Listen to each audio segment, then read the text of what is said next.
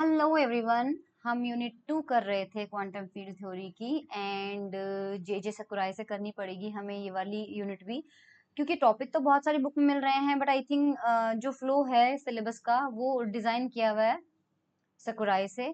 लेकिन यार मैंने जो हार्ड कॉपी मंगवाई थी पियर्सन एडिशन की मंगवाई थी, ये देखो मेरी वीडियो में ये आ गई है बुक। अगर मैं दिख रही हूँ तो ये देखो ये आ गई है, बट प्रॉब्लम ये है कि ये भी वही है यार, इसके कंटेंट भी वही है। वो पता नहीं कौन से एडिशन की बुक है सकुराई की, जो मुझे समझ में नहीं आ रहा है, वरना मैं मंगवा लेती। तो need of first and second quantization जो है वो मैंने कहा था कि मैं देख के करवा दूंगी या फिर कहीं से इसका अरेंज करती हूँ। सकुराई से थोड़ा सा मतलब डिटेल पढ़ना पड़ेगा। एंड हमने क्लासिकल रेडिएशन फील्ड कर लिया था। नाउ देखो ये टॉपिक देखो, gauge transformation of second kind, ये हमने फर्स्ट यूनिट में कर लिया था। इफ यू रिमेम्बर, जो हमने गेज ट्रांसफॉर्मेशन वाला टॉपिक किया है ना, वही टॉपिक आपको लिख के आना है अगर आपको कहा जाए कि what do you mean by gauge transformation of second kind, क्योंकि उसमें दो तरीके के क्वांटा वो गेज ट्रांसफॉर्मेशन हमने लगाए थे। एक हमने काई पे लगाया था और एक हमने लेमडा पे लगाया था। सो उसमें से एक जो है वो फर्स्ट काइंड का है, एक जो है वो सेकंड काइंड का है। सकुराई का पीडीएफ मैंने टेलीग्राम ग्रुप में डाल रखा है, पढ़ लेना यार, इतनी तो मेहनत कर लेना। मुझे पढ़ना है लेकिन मेरी हालत खराब हो रही है सकुराई पढ़ने में, क्योंकि मैंने ग्रिफिथ और जेटली पढ़ी है। Anyways, transversality condition we have done already. Radiation gauge method कर लिया था। सो आज का जो टॉपिक है, आज का टॉपिक रहेगा हमारा Fourier decomposition and radiation oscillator. अब भाई अगर मैं आपको सकुराई में दिखाऊं ना, तो मैंने आपको उस टाइम भी दिखाया था, ये देखो आपके पास में यहाँ पर है Fourier decomposition and radiation oscillator. अब ये टॉपिक मैंने बहुत कोशिश की समझने की, लेकिन मेरे को नहीं समझ में आया, इसलिए फिर मैंने इसको थोड़ा सा एआई से पढ़ा। तो सकुराई को ही हम फॉलो करेंगे। इसका मतलब ये है कि ये जितना भी डेरिवेशन है यहाँ पे लिखा हुआ है वो मैं आपको दिखाऊंगी बाद में, लेकिन उससे पहले हमने जो जो एआई ने मुझे पढ़ाया है मैं वो आपको बता देती हूँ। तो ये जो नोट्स हैं वो एआई का एक्सप्लेनेशन है और ये मुझे थोड़ा सा ठीक लगा। तो हम पहले एआई से पढ़ लेते हैं, एग्जाम में फिर आपको क्या सकुराई समझ में आ जाएगी। कई बार क्या होता है कि जैसे कोई एडवांस्ड बुक होती है, तो अगर थोड़ी इजी लैंग्वेज में उसका अपन बुक पढ़ लें तो हम उसके लायक बन जाते हैं कि हम वो जो एडवांस्ड बुक है उसको हम पढ़ सकें। यही मैंने किया है। सकुराई की जो प्रॉब्लम डेरिवेशन था उसको मैंने एआई की हेल्प से समझने की कोशिश की, और एआई ने जो मेरी हेल्प की है वो आपके सामने है। सबसे पहले एआई क्या कह रहा है समझते हैं ना, देन हम सकुराई से पढ़ेंगे और हमें समझ में भी आ जाएगा। First of all what we are going to do, work in a cube of side L in volume V is equals to L cube and periodic boundary conditions. So integrals of plane waves give discrete Kronecker deltas. Kronecker delta लाने के लिए ये कह रहे हैं कि जो boundary condition लगाएंगे वो हम लगाएंगे एक क्यूब में, उसकी लेंथ होगी side length L, so that उसका वॉल्यूम होगा L cube. Okay, then coulomb gauge, coulomb gauge हम जानते हैं क्या होता है, del dot equal to 0। Also polarization vector हम लेंगे एप्सिलॉन अल्फा, देखो एप्सिलॉन है और यहाँ पे अल्फा, ये हमारा क्या होगा पोलराइजेशन वेक्टर होगा, जहां पर अल्फा की वैल्यू 1 एंड 2 होगी। These are the real unit vectors perpendicular to k and mutually orthonormal. यहाँ इसका क्या मतलब है, इसका मतलब होगा देखो जब कोई वेव ट्रेवल करती है तो उसका जो ट्रेवलिंग डायरेक्शन होती है वो होती है के की डायरेक्शन में, क्योंकि के हमारा वेव प्रोपेगेशन वेक्टर होता है। Now suppose the wave is travelling in x direction, तो के जो होगा वो कौन सी डायरेक्शन में होगा, एक्स डायरेक्शन में होगा, यानी वेव ऐसे ट्रेवल करेगी और ये एक्स डायरेक्शन है हमारे पास में। तो ये कह रहा है कि जो पोलराइजेशन होगा उसके दो ओरिएंटेशन पॉसिबल हो सकती है, alpha is equal to 1 and 2, क्योंकि आपने देखा होगा पोलराइजेशन में मान लेती हूँ वाई और जेड में होगा, ऐसे समझ लो आप directly, so that they are mutually orthonormal, यानी ये जो वाई और जेड है ये भी एक दूसरे के क्या हो जाएंगे, परपेंडिकुलर हो जाएंगे। सो बेसिकली यहाँ पे एक इलेक्ट्रोमैग्नेटिक वेव की बात हो रही है, उसमें प्रोपेगेशन जिस डायरेक्शन में होता है इलेक्ट्रिक फील्ड उसके परपेंडिकुलर होती है, और इलेक्ट्रिक फील्ड अगर उसके परपेंडिकुलर रखनी है तो या तो वो वाई में हो सकती है या तो वो जेड में हो सकती है। So this is what it means. Now we are going to use Fourier sum over discrete k values, determine the periodic box। अब हम discrete जो k की जितनी discrete values होगी उन सब के ऊपर Fourier जो है सम करेंगे। चलो कोई बात नहीं, कर लेते हैं।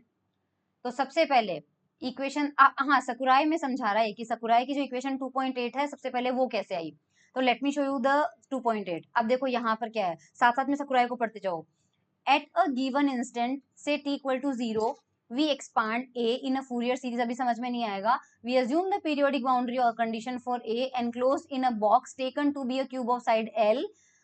यहाँ पर देखो v की पावर 1/3 लिखा हुआ है, v क्यूब आएगा। Remembering the reality of a we have 2.8। अब what Sakurai is saying that remembering the reality of A, भाई we don't remember, हमें A की रियलिटी याद नहीं है, तो हम AI पे चलेंगे। तो AI कह रहा है जो फूरियर एक्सपांशन है of the vector potential at t equal to 0। Vector potential अगर हमारा A है, सो A जो है वो हमारा पोजीशन का और टाइम का फंक्शन होगा। यहाँ पर ये x जो है ध्यान रखना ये वेक्टर फॉर्म में है, बोल्ड लिया हुआ है। तो इस x को आप एक्स वाई जेड में से एक कोऑर्डिनेट नहीं है, basically this x is nothing but r vector. ये r वेक्टर की जगह यूज हुआ है। इस नोटेशन का रीजन मैंने क्लासिकल इलेक्ट्रोडायनेमिक्स जेडी जैक्सन से जब पढ़ाया था तब बता रखा है, फिर से बता देती हूँ। क्योंकि टेंसर को लिखने में x1 x2 x3 और x4 आता है, इसलिए उसमें क्या करते हैं ये x को लिख देते हैं कि अगर सिंपल x लिखा होगा तो वो अपने आप में x1 x2 और x3 से मिलकर बनने वाला एक वेक्टर होगा, तो वो x हो गया। और ये जो t होगा वो फोर्थ कंपोनेंट हो गया। तो यहाँ पे जो वेक्टर पोटेंशियल है, यहाँ उसकी बात नहीं हो रही है, यहाँ पर मैंने नोटेशन की बात करी है। तो वेक्टर पोटेंशियल जो है कहा जा रहा है कि वो अगर टाइम का और स्पेस का पोजीशन और टाइम के साथ साथ चेंज हो रहा है तो वो x और t का फंक्शन हो गया। तो अगर हमें a की वैल्यू निकालनी है t इक्वल टू 0 पे, तो वो क्या आएगी, x की जगह तो x ही रहेगा बट t की जगह क्या हो जाएगा 0। ओके, तो लेफ्ट हैंड साइड में हमारे पास आ गया ax0। Okay, now right hand side में they are saying that use Fourier expansion. तो आपने फूरियर सीरीज पढ़ी हुई है। अब हम यहाँ पर इसलिए 2.8 को समझेंगे। Derivation we are not going to do, लेकिन जो इक्वेशन है उसमें हमें हर चीज का मतलब समझ में आ जाएगा, तो हम एटलीस्ट कन्विंस्ड हो जाएंगे कि ओके भाई साहब ये हमने 2.8 में a का एक्सपांशन लिखा है। तो जब हम फूरियर एक्सपांशन करते हैं तो सबसे पहले हमारे पास फूरियर सीरीज आपने बीएससी के अंदर पढ़ी होगी, समेशन लिया जाता है। सो यहाँ पर देखो समेशन लिया जा रहा है, करेक्ट। यहाँ पर समेशन एक तो k पे लिया जा रहा है, क्योंकि हमारे पास में अभी थोड़ी देर पहले हमने कहा था k की डिस्क्रीट वैल्यू होगी, k की हमारे पास क्या होगी, बहुत सारी वैल्यूज होगी। तो जितनी सारी वैल्यूज होगी, अगर फूरियर सीरीज बनानी है, फूरियर सम करना है, तो उन सारी वैल्यूज का हमें क्या करना पड़ेगा, समेशन लेना पड़ेगा। इसलिए जो फर्स्ट समेशन लगा हुआ है वो तो k पे लगा हुआ है। दूसरा, क्योंकि यहाँ पर क्या हो रहा है कि पोलराइजेशन वेक्टर जो है वो हमारे पास था एप्सिलॉन अल्फा, करेक्ट। और अल्फा की वैल्यू हमारे पास थी 1 और 2, क्योंकि पोलराइजेशन आपका दो डायरेक्शन में हो सकता है। अगर वेव जो है प्रोपेगेट कर रही है x डायरेक्शन में, तो उसका जो पोलराइजेशन है वो y में या z में हो सकता है। नाउ ऑप्टिक्स में आपने पोलराइजेशन के बारे में पढ़ा होगा, अगर नहीं पढ़ा है तो अगेन मेरी बीएससी की ऑप्टिक्स जो है उसमें आप मैंने नहीं पढ़ाया है, शायद मैं पहुंची ही नहीं हूँ ऑप्टिक्स में वहां तक तो। बट एनीवेज बीएससी की जो ऑप्टिक्स है उसमें आप देख लीजिएगा व्हाट इज पोलराइजेशन, तो वहां पर आपको पता चल जाएगा। तो क्योंकि पोलराइजेशन दो डायरेक्शन में हो सकता है तो आपको अल्फा पर भी समेशन लगाना पड़ेगा। सो सेकंड जो ये जो समेशन यहाँ पे लगा हुआ है वो अल्फा इज इक्वल्स टू 1 और अल्फा इज इक्वल्स टू 2, दो के लिए है। तो हमें दो समेशन क्लियर हो गया। अब उसके बाद चलते हैं, यहाँ पर हमारे पास में क्या लिखा हुआ है, होल्ड ऑन। अब यहाँ पे क्या लिखा हुआ है, सी के अल्फा 0। ये 0 का समझा देती हूँ आपको, ये t का फंक्शन है। मतलब यहाँ पर क्या है, c के अल्फा और ये t था बेसिकली, बट क्योंकि हम कैलकुलेट कर रहे हैं t इक्वल टू 0 पे, तो हमने यहाँ एक तरह से क्या कर रहे हैं अपन, सेपरेशन ऑफ वेरिएबल से। यहाँ पर आपके पास जो लेफ्ट हैंड साइड में फंक्शन है वो x का और t का था, राइट हैंड साइड में हमने दो पार्ट में कन्वर्ट कर लिया। इसका एक फंक्शन ले लिया c which is a function of time, और दूसरा फंक्शन ले लिया u which is a function of x। ठीक है, सबसे पहले हमने ये किया। अब जो c है वो तो t का फंक्शन था और हम कैलकुलेट कर रहे हैं t इक्वल टू 0 पे, तो यहाँ पर 0 आ गया। और u जो था वो किसका फंक्शन है, x का, एज इट इज रहेगा, प्लस उसके बाद में बिकॉज वी डोंट नो यहाँ पर कॉम्प्लेक्स कॉन्जुगेट भी हो सकते हैं, इसलिए हमने क्या किया है, पॉसिबिलिटी तो है, इसलिए साथ साथ में सेम टर्म हमने सी के साथ में उसका कॉम्प्लेक्स कॉन्जुगेट भी ले लिया और u जो है उसका भी कॉम्प्लेक्स कॉन्जुगेट हमने ले लिया। नाउ व्हाई दिस फॉर्म, ऐसा, अच्छा ये 1 बाई जो रूट v है ये नॉर्मलाइज करते हैं ना अपन किसी फंक्शन को, तो नॉर्मलाइजेशन फैक्टर जो है वो हमारे पास ही आएगा। एनीवे, एआई ने मुझे बहुत अच्छे से एक्सप्लेन किया कि why this form, we include both c u and their complex conjugate so that a is real. ए क्या करे, उसका रियल बन जाए। इसमें क्या होगा, ए जो हमारा वेक्टर पोटेंशियल है वो रियल बना रहे, इसलिए हम इसके अंदर इसका कॉम्प्लेक्स कॉन्जुगेट भी ऐड कर देंगे। अब ये आगे जाके ये रियल कैसे बनेगा ऐड करने से, ये आगे जाके पता चलेगा, सस्पेंस है अभी। Okay, now the sum over k includes both k and minus k. ये कह रहा है कि जो सम है उसमें के जो है और माइनस के दोनों है। व्हाट डज इट मीन, देखो अगर आपने क्यूब ही ले लिया है तो वेव जब जाएगी आगे उस बॉक्स की दीवार आएगी, है ना, ये दीवार आएगी बॉक्स की, और इस दीवार से टकरा के वेव रिफ्लेक्ट होके वापस इधर आएगी। तो जब वो जाएगी तो आपका उसका प्रोपेगेशन वेक्टर के वेक्टर होगा, और जब वो रिफ्लेक्ट होके वापस आएगी तो उसका प्रोपेगेशन माइनस के होगा। इसलिए हमें यहाँ पर कहा जा रहा है कि के और माइनस के दोनों है। The normalization 1 by root v is conventional and will simplify orthogonality relation later. ठीक है, ये आपके पास नॉर्मलाइजेशन फैक्टर लगता ही लगता है। अब हम 2.1 देख लेते हैं सकुराई में, कोई समस्या हमें, देखो एक बार यहाँ पर लेफ्ट हैंड साइड में ये है, राइट हैंड साइड में जो हमने अभी पढ़ा, सो हमें 2.8 जो इक्वेशन है वो अब बिल्कुल क्लियर हो चुकी है। वेयर, अब वेयर पे आ जाते हैं। 2.9 कह रहा है कि जो u है वो यहाँ पे एप्सिलॉन और multiplied by exponential i k x है। ये बेसिकली प्लेन वेव है, बट समझते हैं। नाउ स्पेशल मोड फंक्शन क्या होते हैं, देखो define the special Fourier basis function plane wave with polarisation.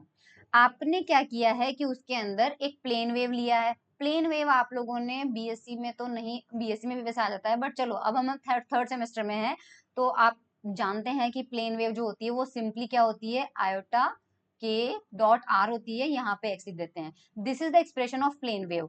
ना वाई प्लेन वेव, क्योंकि जो हमने बॉक्स लिया है उसमें जा क्या रहा है, वेव ही तो जा रही है, वही तो रिफ्लेक्ट होके आ रही है, तो हमारे पास जो सोल्यूशन आएगा वो वेव ही तो होगा, प्लेन वेव तो हमें लेनी पड़ेगी। सो हमने एक प्लेन वेव ले ली। अब क्या हो रहा है कि उस वेव के अंदर पोलराइजेशन के लिए दो पॉसिबिलिटीज है कि उसका पोलराइजेशन वेक्टर किस डायरेक्शन में है। प्रोपेगेशन तो x में हो रहा है, मान लो या तो x में होगा या माइनस x में होगा, लेकिन उसका जो पोलराइजेशन है वो y में होगा या z में होगा, सो वी डोंट नो। इसलिए हमने यहाँ पर क्या किया है, पोलराइजेशन के साथ में प्लेन वेव को लिखना है। सो जो एप्सिलॉन है यहाँ पे, एप्सिलॉन अल्फा है, ये सिर्फ क्या बता रहा है कि इसका पोलराइजेशन वेक्टर होगा। सो यहाँ पर लिखा है epsilon is the polarization vector for polarization alpha. These plane waves are eigen function of del square. Del square के ये आइगेन फंक्शन होते हैं। ये बात आपको समझाने की आवश्यकता मुझे नहीं है, बिकॉज नाउ तो यू नो कि आइगेन फंक्शन का प्रॉपर्टी क्या होता है। कोई भी ऑपरेटर अगर होगा, सपोज करो कोई ऑपरेटर ए है, ऐसे लगाते हैं किसी फंक्शन पे वो अप्लाई होता है, जैसे मान लीजिए साई पे, तो कोई आपके पास एक नंबर मिलता है और वापस अगर आपको सेम फंक्शन मिलता है तो this is called the eigen equation. और यहाँ पर ये जो साई होता है, साई को बोलते हैं आइगेन फंक्शन और ए को बोलते हैं आइगेन वैल्यू। अब ये कह रहा है कि जो हमें मिला है, इस ये जो प्लेन वेव्स हमें मिली है, ये डेल स्क्वायर का आइगेन फंक्शन होगा। तो डेल स्क्वायर में होगा ही यार, क्योंकि डेल स्क्वायर जब अप्लाई करोगे, सो बेसिकली यहाँ पे एक्सपोनेंशियल है, तो यहाँ पे x का जो e की पावर अल्फा x का डिफरेंशिएशन अगर दो बार करोगे, एक बार करोगे तो कितना मिलेगा, अल्फा e की पावर अल्फा x, दो बार करोगे तो क्या मिलेगा, अल्फा स्क्वायर e की पावर अल्फा x। तो यहाँ पर भी आयोटा के और उसका स्क्वायर और रिमेनिंग आपके पास में वापस e की power iota k dot x मिल जाएगा। सो ये this is basically Sai and this is basically a, and आपके पास यहाँ पे जो एक्सपोनेंशियल था e वाला, सो आपके पास में इसलिए कहा जा रहा है कि आइगेन फंक्शन मिलेगा। मेरे पास वाले फ्लैट में ना कंस्ट्रक्शन का काम चल रहा है, तो आपको बीच में जब आवाज आए तो आप क्या कर सकते हो यार, मैं ही कुछ नहीं कर सकती, मुझे डिस्टर्बेंस हो रहा है बट वो मुझे सुन नहीं रहे। एनीवेज 2.9 हमको समझ में आ गया है कि हमने इस u को ऐसा क्यों लिया है। सो सकुराई में देख लेते हैं 2.9 में, वी आर क्लियर। ओके, अब सकुराई का डिस्क्रिप्शन पढ़ते हैं। This is called a linear, epsilon alpha is called the linear polarization vector. It is a real unit vector whose direction depends on the propagation direction k. क्यों कह रहा है कि k पर डिपेंड कर रही है, क्योंकि k को अगर x में ले लिया तो इसके लिए y और z बचेंगे, k को अगर y में ले लिया तो एप्सिलॉन के लिए x और z बचेंगे, k को अगर z में ले लिया तो इसके लिए y और x बचेंगे, इसलिए k की डायरेक्शन डायरेक्टली एप्सिलॉन के डायरेक्शन को इन्फ्लुएंस करती है. Even though we will not write in this text as epsilon as it is done in many books. Oh, okay, this is the attitude. Given K, we choose epsilon 1 and epsilon 2 in such a way that epsilon 1, epsilon 2 form a right-handed set of mutually orthogonal unit vectors. Mutually orthogonal है. Orthogonal का मतलब समझते हो? Mutually orthogonal का मतलब होता है एक दूसरे के परपेंडिकुलर होना, यानी कि एप्सिलॉन 1 और एप्सिलॉन 2 हम ऐसे चूज करेंगे, और सही बात भी है क्योंकि ये दोनों पोलराइजेशन है. अगर प्रोपेगेशन आपका एक्स में है, समझना इस चीज को ना, के को ले लिया एक्स में, तो एक पोलराइजेशन जो है वो वाई में चला जाएगा और दूसरा जो है वो जेड में चला जाएगा. तो वाई और जेड क्या है? म्यूचुअली ऑर्थोगोनल हो गए ना unit vectors. Now note that in general not along the x and y axis since k in general is not along the z axis. ये कह रहा है कि मैंने आपको समझाने के लिए explicitly x y z ले लिया है, लेकिन अगर k ये कह रहा है अगर k x में ना हो के मान लीजिए xy प्लेन में होता, तो उस कंडीशन में हमारे पास एप्सिलॉन 1 और एप्सिलॉन 2 ये भी प्रॉपर y और प्रॉपर z में नहीं होते, ये भी उसके हिसाब से होते. हो सकता है ये yz प्लेन में होता, ये zx प्लेन में होता. यहाँ पर सकुराई का कहने का मतलब यही है, सिर्फ इतना ही है कि बिकॉज k जो है वो प्रॉपरली z एक्सिस में नहीं है, इसलिए एप्सिलॉन 1 और एप्सिलॉन 2 को आप x और y में मत लो. That's it. लेकिन बोल दो यार कि हम लेंगे क्योंकि हमें वही समझ में आ रहा है. Now since epsilon alpha is perpendicular to k, ये तो तय है, आपको समझ में आ गया है क्योंकि हमारा के जो है वो x में ले रहे हैं. सो एप्सिलॉन अल्फा या तो y में होगा या z में होगा, और वो दोनों ही x के परपेंडिकुलर हैं. The transversality condition is guaranteed. Transversality condition हम पढ़ चुके हैं. Now the Fourier component satisfy this. अब ये 2.10, अब ये इक्वेशंस ना मुझे समझ में नहीं आई थी, तो मैं फिर गई एआई के पास. मैंने कहा एआई इज माय टीचर, है ना. मैं फिर गई कि मुझे समझाओ 2.2 2.10, तो आ जाओ 2.10 के एक्सप्लेनेशन में. नाउ ऑर्थोगोनलिटी रिलेशंस जो है वो कैसा है देखो. Compute special integrals of the modes over the box. केवल बॉक्स की बाउंड्री में लेना है. फर्स्ट ऑफ ऑल क्या किया है?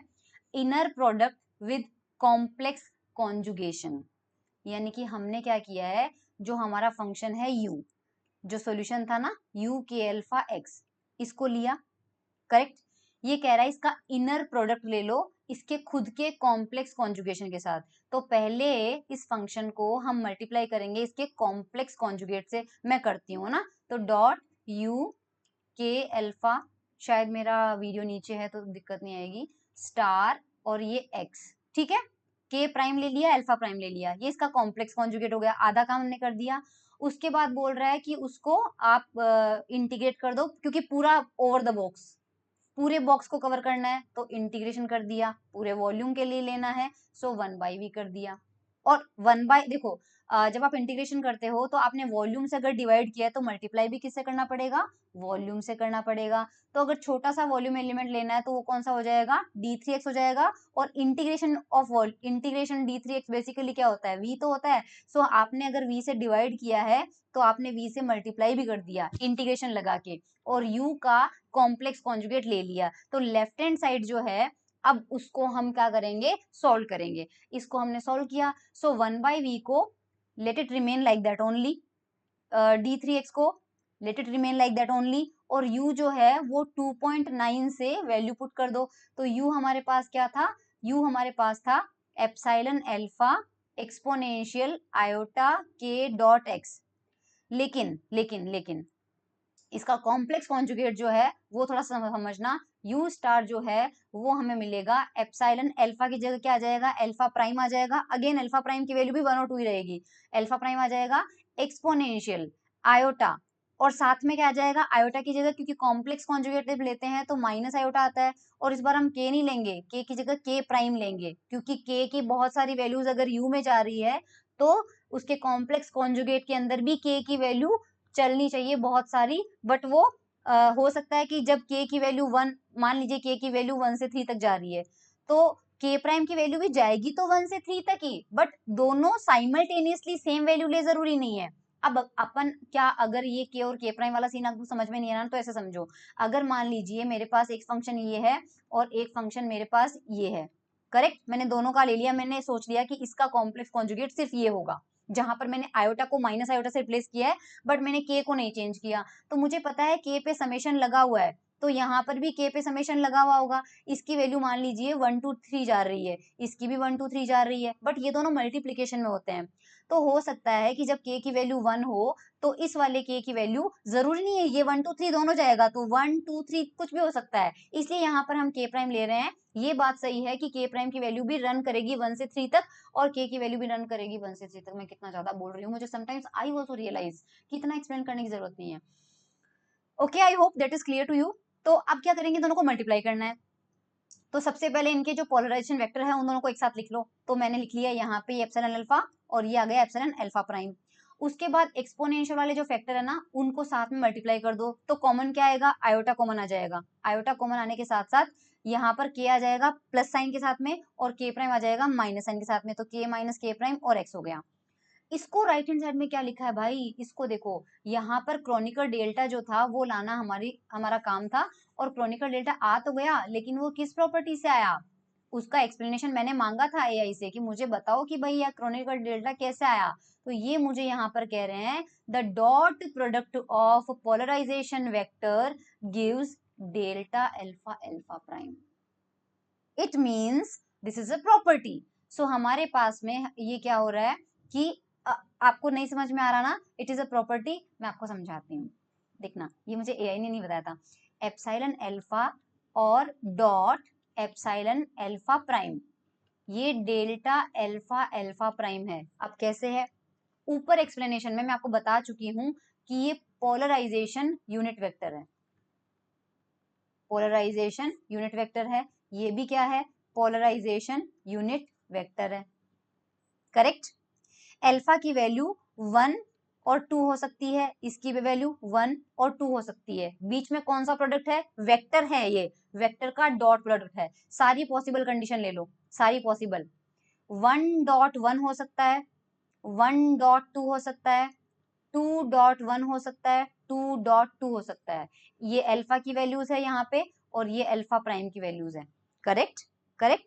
नाउ 1 का मतलब है y और 2 का मतलब है z, क्यों, क्योंकि पोलराइजेशन केवल y और z में हो सकता है।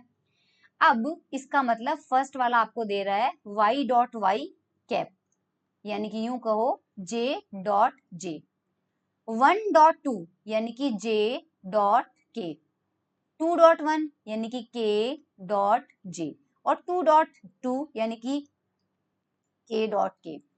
अब आप खुद समझ जाओ, j डॉट j 1 होता है, j डॉट k 0 होता है because both are perpendicular to each other, k dot j 0 होता है और k डॉट k 1 होता है। इसका मतलब हमें सिर्फ j डॉट j जब आएगा तो वैल्यू 1 मिलेगी और k डॉट k जब आएगा तो वैल्यू हमें 1 मिलेगी, और हमें पता है कि ये वाली अल्फा की वैल्यू है, ये वाली अल्फा प्राइम की है, यानी कि जब अल्फा और अल्फा प्राइम इक्वल होंगे तो हमारे पास में इनका जो प्रोडक्ट आ रहा है epsilon alpha dot epsilon alpha prime, इसकी वैल्यू हमें 1 मिल रही है, और जब alpha not equal to alpha prime आ रहा है तो ये प्रोडक्ट क्या मिल रहा है, 0 मिल रहा है। किसकी प्रॉपर्टी होती है, ये होती है डेल्टा की property, this is 1 when alpha is equals to alpha prime, 0 when alpha not equal to alpha prime. अब आपको समझ में आ गया, तो इसलिए फर्स्ट वाला पार्ट तो आपको समझ में आ गया होगा कि इस इंटीग्रेशन में ये जो मैं राउंड कर रही हूँ यहां से आपको मिल रहा है ये वाला Kronecker delta alpha alpha prime. अब एक्सपोनेंशियल में आ जाते हैं, periodic box integral of this equals v if k equal to k prime and 0 otherwise. Solve कर लेते हैं, एप्सिलॉन को छोड़ दो, अब वहां से मिल गया, करके देख लेते हैं क्या कहना चाह रहे हैं। हमें मिल रहा है 1/v integration d cube x exponential iota k minus k prime और x, एक बार x लगा रही हूँ ना, सिर्फ इस इंटीग्रेशन को सॉल्व करते हैं हम। तो मान लीजिए के इक्वल टू के प्राइम है, सबसे पहले के इक्वल टू के प्राइम पे सॉल्व करते हैं इस इंटीग्रेशन को, तो क्या मिलेगा d3x और k माइनस के क्या हो जाएगा 0 हो जाएगा, मल्टीप्लाई बाय 1 हो जाएगा, 1 हो जाएगा, और इंटीग्रेशन ओवर वॉल्यूम एलिमेंट क्या देगा v देगा, करेक्ट। तो इसकी वैल्यू क्या हो जाएगी 1/v, तो यहां से लिखा है, और इस इंटीग्रेशन की वैल्यू आ रही है v से v कैंसिल आउट, आंसर आ गया 1। इसका मतलब आधा काम तो हो गया कि when k is equals to k prime, जो आपका integration 1/v d3x exponential iota k minus k prime x, इसकी वैल्यू मिलेगी 1, ठीक है। दूसरी कंडीशन है when k not equal to k prime, k not equal to k prime है, तब हमारे पास इसका इंटीग्रेशन जो है वो क्या देगा देख लो, periodic box integral equals to v if k equal to k prime and 0 otherwise, and dividing by v it gives del chronicle data, तो वो हम इंटीग्रेशन कर लेते हैं।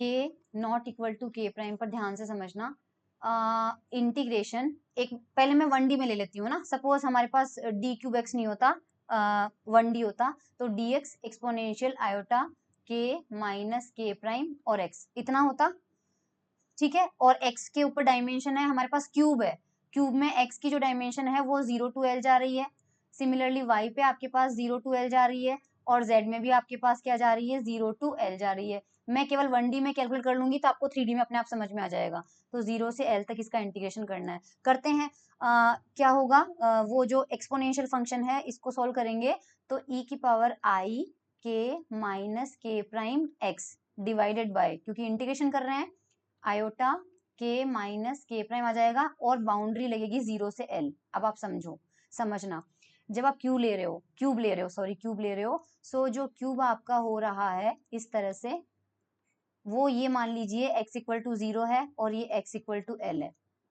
वेव फंक्शन जब हमारा जा रहा है तो हम ये कहते हैं कि बाउंड्री कंडीशन ये कहती है कि बाउंड्री पे आपका जो वेव फंक्शन है वो कोलैप्स होना चाहिए। सो आपके पास, या फिर सेम बाउंड्री कंडीशन क्या कहती है, बाउंड्री कंडीशन ये कहती है कि बाउंड्री पे आपके पास वेव फंक्शन सेम होना चाहिए। सो x इक्वल टू 0 और x इक्वल टू l पे आपका जो ये ब्लॉक थ्योरम में आता है, जो वेव फंक्शन है वो क्या होना चाहिए, सेम होना चाहिए। आपने यहाँ पे लिमिट लगा दी, तो जो वेव फंक्शन आपको एल पे मिलेगा वही आपको क्या मिलेगा 0 पे, because x equal to 0 boundary है और x इक्वल टू l भी बाउंड्री है। सो अगर और इंटीग्रेशन में upper limit minus lower limit करते हैं, इसलिए बाउंड्री कंडीशन की वजह से ये इंटीग्रेशन की वैल्यू क्या आएगी 0। सो नाउ हम इस कंक्लूजन पे पहुंचे हैं कि 1/v integration d3x exponential iota k minus k prime dot x, इसकी वैल्यू 0 होगी if k not equal to k prime, और इसकी वैल्यू 1 आ जाएगी हमारे पास में, वो तो मैंने सॉल्व कर दिया था। तो बेसिकली ये जो रिमेनिंग वाला पार्ट है एप्सिलॉन का अलग है ना, इसको हम लिख सकते हैं, ये डेल्टा किस पे डिपेंड कर रहा है, k और k प्राइम, क्योंकि k और k प्राइम जब इक्वल होंगे तभी, और रिमेनिंग क्या था, पोलराइजेशन था अल्फा और अल्फा प्राइम, इसकी वजह से हमें क्या मिला था, डेल्टा अल्फा अल्फा प्राइम। तो जो फूरियर एक्सपेंशन हमने लिया था वो अब समझ में आ रहा है आपको, ताकि हमें क्रॉनिकल डेल्टा मिल सके। सो मैं दिखा देती हूँ आपको, तो हमें मिल जाएगा ये हमने कर लिया, यहाँ पर देखो कौन सा इक्वेशन हमें समझ में आ गया, इक्वेशन नंबर 2.10 का फर्स्ट इक्वेशन समझ में आया अभी तक हमें। देखो हमने कौन सा इक्वेशन समझा है, हमने अभी तक ये वाली इक्वेशन समझी है, बस ये वाली इक्वेशन हमने समझी है, इसमें इन्होंने एप्सिलॉन नहीं लिया, ठीक है कोई बात नहीं है। अब हमारे पास में इतना तो हमने समझ गए। अब ये माइनस के आ गया, इसका समझते हैं कि माइनस के क्यों आया भाई। देखो inner product with complex conjugation, जब हम कॉम्प्लेक्स कॉन्जुगेशन के साथ लेते हैं, ये जो चीज हमने ली है, ये हमने क्या लिया है, just a minute, left hand side में देखो जल्दी से, और कलर दूसरा ले लेते हैं, रेड कलर। अभी अपन ने ये लिया था ना, सेम तरह से अगर अपन ये कैलकुलेट करते हैं, यहां पर अपन ने क्या लिया d3x u के अल्फा x, और ये अपन ने किसके साथ लिया था, देखो यहाँ पर अपन ने कॉम्प्लेक्स कॉन्जुगेट लिया था। अगर इसकी जगह कॉम्प्लेक्स कॉन्जुगेट नहीं लेते, यानी कि ये था इनर प्रोडक्ट। रुको, फर्स्ट पॉइंट को ध्यान से पढ़ो, inner product with complex conjugation. अब समझना, inner product without complex conjugation. जब विदाउट लोगे तो ऊपर वाला एक्सप्रेशन में जो भी आया है, जहां पर भी आया है आपके पास, के कॉम्प्लेक्स कॉन्जुगेट किस में अपीयर हो रहा था, के प्राइम वाले फैक्टर में अवेलेबल अपीयर हो रहा था, करेक्ट। सो आपने यहाँ पर डेल्टा के और के प्राइम दिया ना, सेम डेरिवेशन जो मैंने किया है अब मैं नहीं करूंगी, that is for you to understand now, कि के प्राइम में आपने अगर कॉम्प्लेक्स कॉन्जुगेशन लिया था तब जहां पर माइनस के प्राइम आ रहा है वहां पे के प्राइम कर दो, जहां पे के प्राइम आ रहा है वहां पे माइनस के प्राइम कर दो। सो हमारे पास राइट हैंड साइड में क्या आ रहा था, क्रॉनिकल डेल्टा आ रहा था के और के प्राइम में, वहां पे हमारे पास के और माइनस के प्राइम आ जाएगा, अल्फा पे कोई फर्क नहीं पड़ेगा, ये चीज हमें मिल गई। और ये चीज हमारे इक्वेशन जो है वो 2.10 का सेकेंड वाली इक्वेशन है, ये रहा। देखो फर्स्ट में क्या है, इन्होंने एक साथ ही लिखा है, बाकी वही है, ये सेकेंड वाली इक्वेशन है। ज्यादा अच्छे से आपको इसमें समझ में आएगा और यही आप समझना जो मैं एआई से समझा रही हूँ। चलिए अब यहाँ पर क्या समझाना चाह रहे हैं ये हमसे, ये समझते हैं अपन। This follows because the integrand carries phase, क्योंकि इसमें देखो बता रहा है कि माइनस के क्यों आ रहा है, क्योंकि इस बार जो आपको इंटीग्रेशन के अंदर फैक्टर मिलेगा, पहले क्या मिल रहा था, के माइनस के प्राइम मिल रहा था ना, अब क्योंकि माइनस के प्राइम की जगह क्या आ रहा है, प्लस का के प्राइम, ये आएगा which integrates to non zero only जब ये टर्म आपके पास जीरो होगा, और अगर ये जीरो होगा तो के प्राइम की वैल्यू क्या आ रही है, माइनस के आ रही है। समझ में आ गया आपको, माइनस के आ जाएगा। तो यहाँ पर माइनस के लिखा हुआ है, ये माइनस का के लिखना था, माइनस का के प्राइम आ गया। एनीवेज 2.10 क्लियर हो चुका है। अब हम चलते हैं 2.11 में।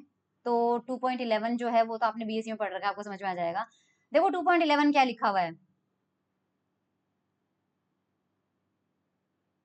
2.11 इज गिवन बाय दिस, हमारे पास यहाँ पर के एक्स के वाई के जेड की value 2n pi upon L होता है, जहां पर n जो होता है वो इंटीजर होता है, because of the periodic boundary condition.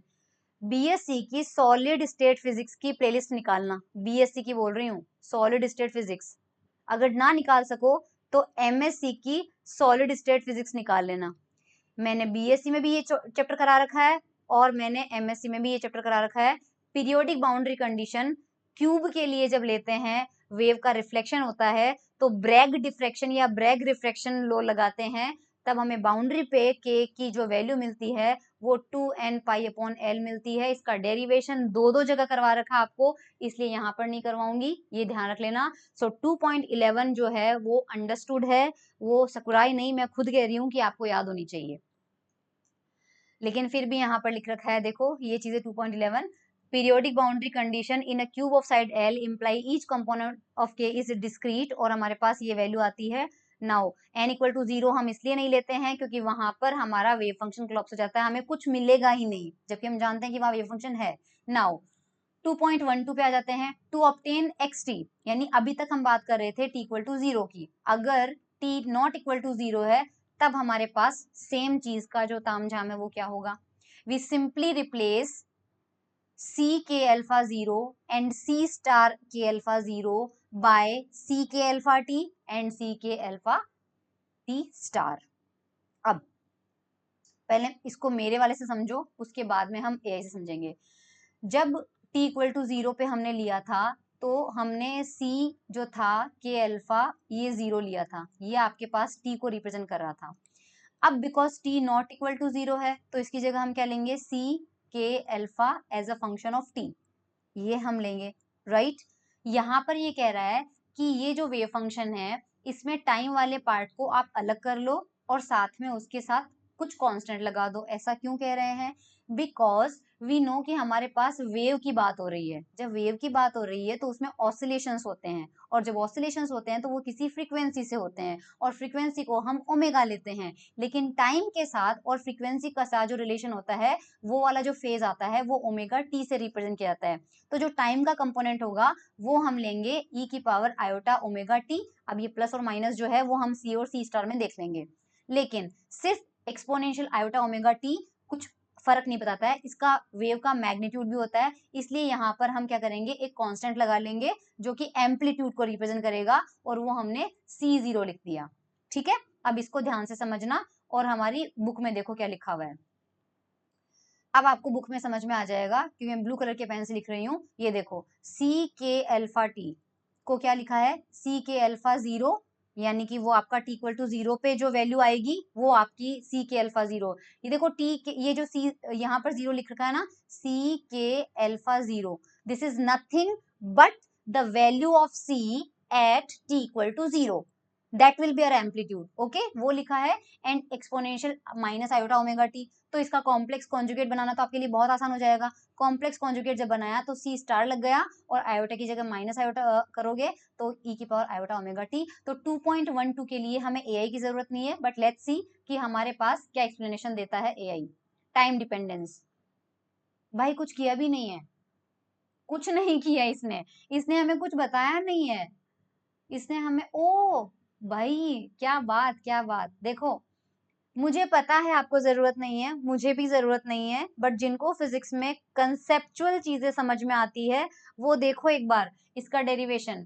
2.12 का डेरिवेशन क्या ही है, हम the vector potential satisfy the free wave equation, जो कि मैक्सवेल इक्वेशन हमने याद करी थी, याद है ये वाली इक्वेशन हमें मिली थी इस तरह से, del two A minus 1/c² del two A upon del t square is equal to 0। ये प्रीवियस लेक्चर में हम पढ़ चुके हैं। इसी इक्वेशन को थोड़ा सा रीअरेंज करोगे क्रॉस मल्टीप्लीकेशन करके तो आपको ये इक्वेशन मिल जाएगी। ये कह रहा है कि ए की वैल्यू आपने ये मानी थी, करेक्ट, ए की वैल्यू ये आपने मानी थी, ए हमारे पास ये था। Now apply the wave equation mode bye mode, एक एक करके मोड पे अप्लाई करते हैं। तो देखो ये यहाँ पे कह रहा है कि जब डेल स्क्वायर जो है वो ए पे अप्लाई हो रहा है, और ए के अंदर क्या आ रहा है आपका यू आ रहा है, और यू के अंदर आपका क्या आ रहा था ई की पावर आयोटा के डॉट एक्स। तो क्रोनोलॉजी समझिए आप, अमित शाह क्या कहते हैं, क्रोनोलॉजी समझिए आप। ए में क्या आ रहा है, मैं आपको डायरेक्ट समझा रही हूँ, ए में क्या आ रहा है यू आ रहा है, यू में क्या आ रहा है ई की पावर आयोटा के एक्स। तो आपको याद होगा, तो हमने जब मैक्सवेल इक्वेशंस पढ़ी थी, electromagnetic waves in conducting medium, electromagnetic waves in non conducting medium, मैंने किस पेपर में पढ़ाया था I really do not know, लेकिन मैंने पढ़ा रखा है।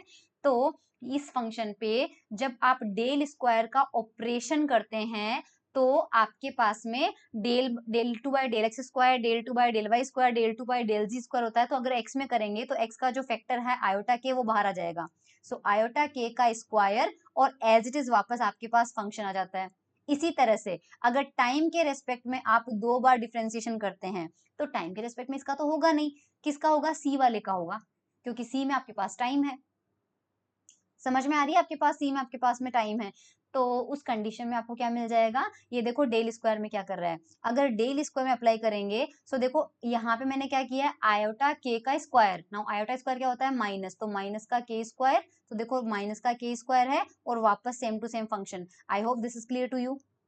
इस फंक्शन को क्या लिखेंगे आप यहाँ पे, इस फंक्शन को ये क्या लिख रहे हैं डेल टू यू के अंदर। अब यू की आप जो वैल्यू है वो अगर हमारे पास में हम पुट करते हैं तो ये वैल्यू हम कहाँ पे पुट करेंगे भाई, ये वैल्यू हम पुट करेंगे फॉर अ सिंगल मोड, ये दिख रखा है u is directly proportional to e की पावर आयोटा के एक्स आ चुका है, और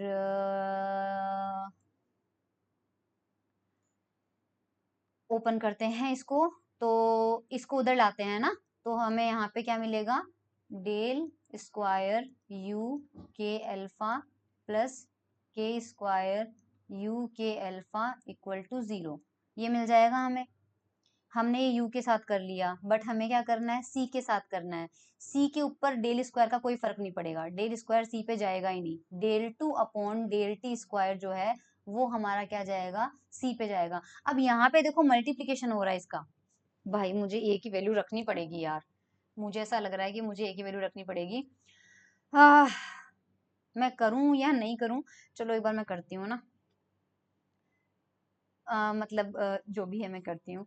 लेट ए, एक बार ना ए प्रोपोर्शनल टू सी ले रही हूँ सिर्फ ना, टी का फंक्शन है, यू जो है वो एक्स का फंक्शन है, सो फिर ए हमारे पास आएगा, सब बाकी कांस्टेंट जाने दो, सी जो है वो टी का फंक्शन है, और क्योंकि यू जो है वो प्रोपोर्शनल टू आ रहा था ई की पावर आई के एक्स, डॉट भी नहीं ले रही हूँ, तो यहाँ पे आ जाएगा ई की पावर आई के और एक्स, इसको ले लो। अब ये हमारे पास ए है, अब यहाँ से मुझे डेल टू ए निकालना है सबसे पहले, तो डेल टू ए की जगह मेरा पास क्या आ जाएगा, सी टी तो एज इट इज रहेगा, और आयोटा के का स्क्वायर और ई की पावर आयोटा के एक्स आ जाएगा, ये मिल जाएगा मुझे।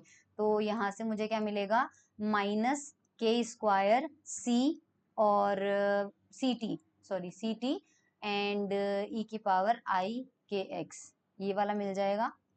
और हमारे वाले एक्सप्रेशन में क्या दिया हुआ है, ठीक है, गुड, ये तो मिल रहा है डेल टू ए से, सही जा रहे हैं। डेल टू ए अपॉन डेल टी स्क्वायर से क्या मिलेगा, इस बार हमारे पास इस पे देखो ए क्या है, ये रहा, तो इस बार सी पे लगेगा, तो और एक्सपोनेंशियल वाला पार्ट एज इट इज रहेगा, सो ई की पावर आई के एक्स एज इट इज रहेगा, डेल टू सी अपॉन डेल टी स्क्वायर, पर सी कौन सा है, टी, मैं इसको सी डबल डॉट लिख रही हूँ, सो ई की पावर आई के एक्स और साथ में क्या है, c double dot, c double dot.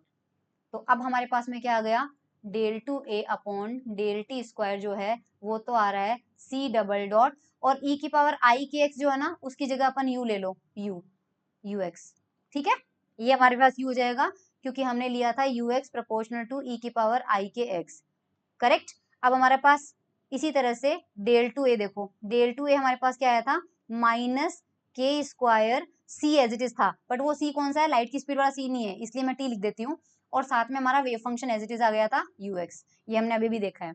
अब हमारी वेव इक्वेशन देखो, वेव इक्वेशन थी del two A minus one upon c square del two A upon del t square equal to 0, यहाँ पर वैल्यू पुट कर देते हैं, सो इसकी जगह करेंगे minus k square c t, c t की जगह मैं सी के अल्फा लिख देती हूँ ताकि मुझे कंफ्यूजन ना हो, और यहाँ पे आ जाएगा यू एक्स, ये तो आ गया del square, then minus one by c square, और ये हमें मिल रहा है इसकी जगह क्या मिला था हमें, c double dot u x, okay, c double dot u x.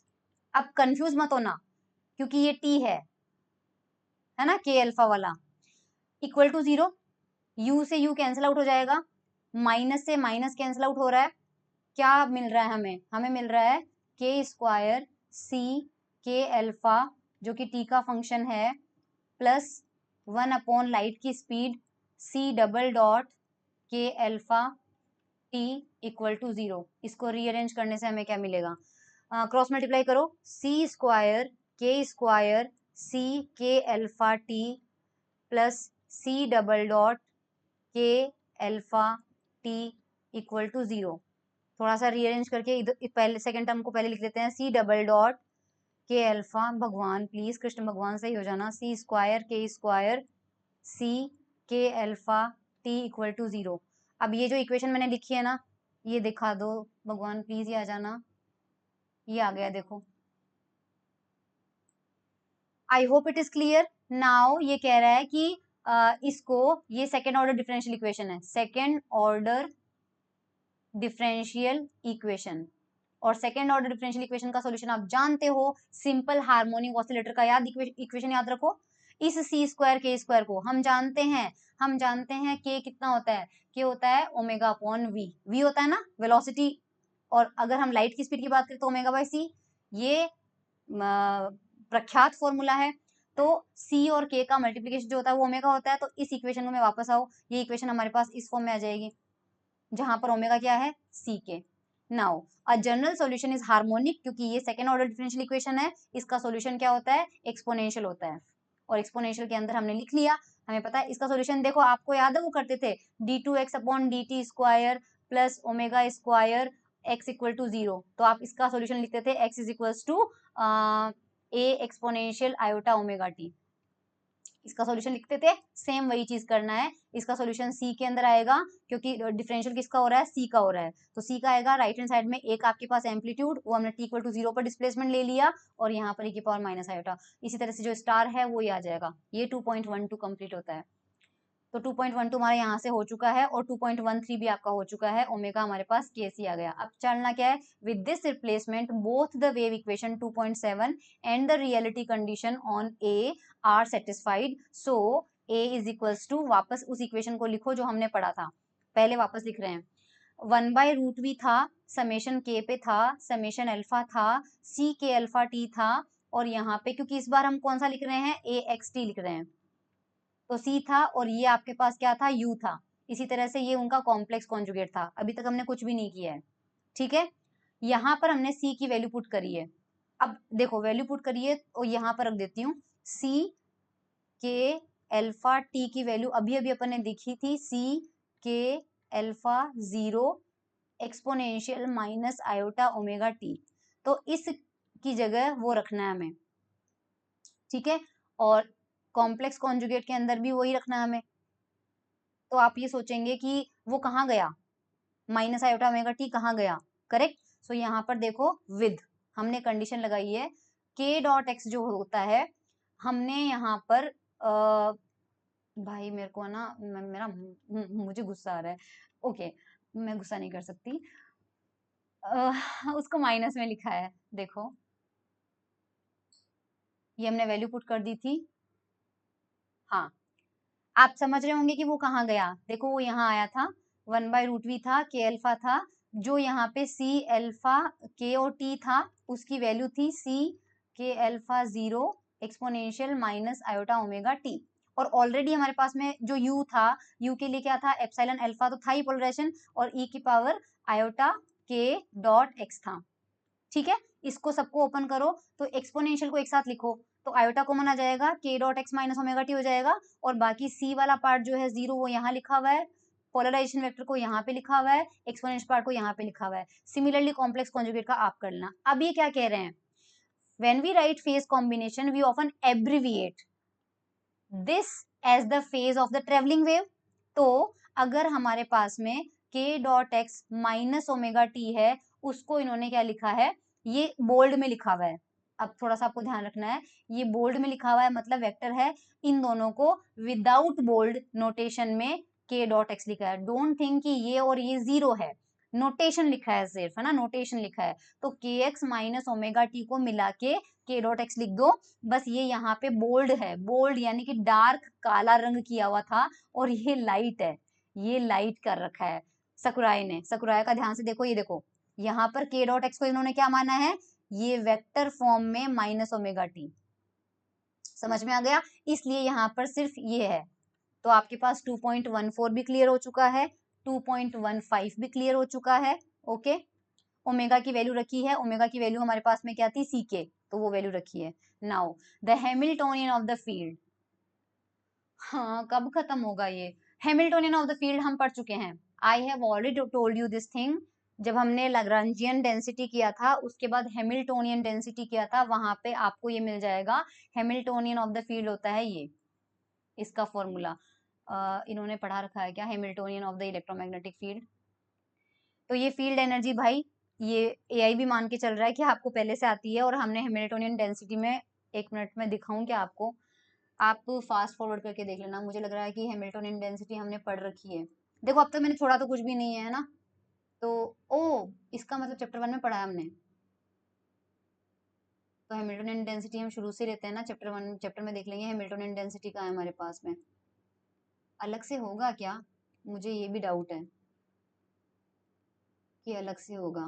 यार मैं एक बार आपको दिखाई से देना चाहती हूँ ताकि मेरे मन में शांति आ जाए, कि वरना आप कमेंट करोगे इस लेक्चर पे कि हैमिल्टोनियन डेंसिटी का फॉर्मूला कहाँ से लिया आपने।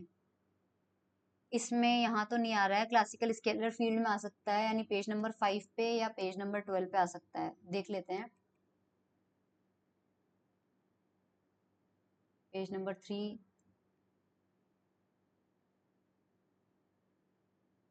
ये Lagrangian classical scalar field covariant notation, neutral scalar field,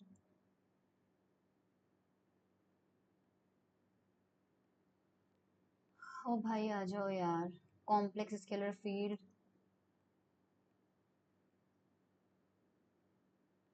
heading तो थी मुझे याद है यार, basic equations, Maxwell,